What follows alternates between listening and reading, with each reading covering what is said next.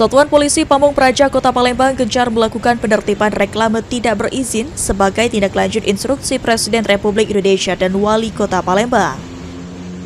Kegiatan ini dimulai sejak Selasa 3 Februari dan dilakukan setiap hari.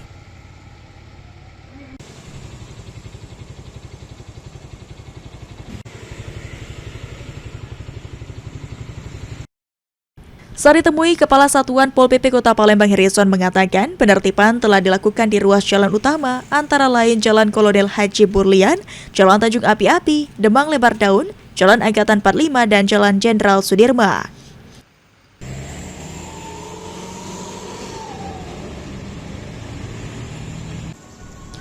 Penertiban dilakukan sesuai Peraturan Daerah Nomor 7 Tahun 2010 tentang penyelenggaraan reklame, Peraturan Daerah Nomor 44 Tahun 2002, serta Peraturan Daerah Nomor 3 Pasal 7 tentang ketentraman dan ketertiban umum.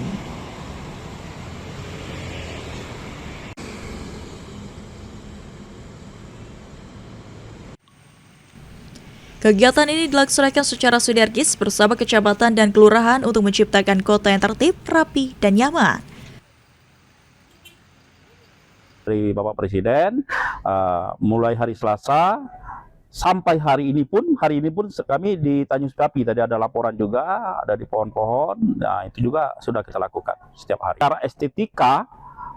Secara estetika itu melanggar, itu kita tetap di pohon, di tiang listrik, di pohon, di tiang telepon, itu semuanya kita tertibkan.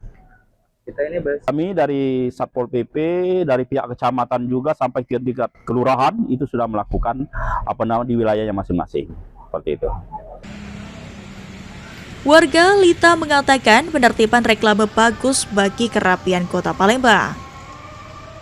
Ya supaya bagus, lebih luas juga kelihatannya karena mengganggu pemandangan dan ganggu jalan banget jujur. Ya.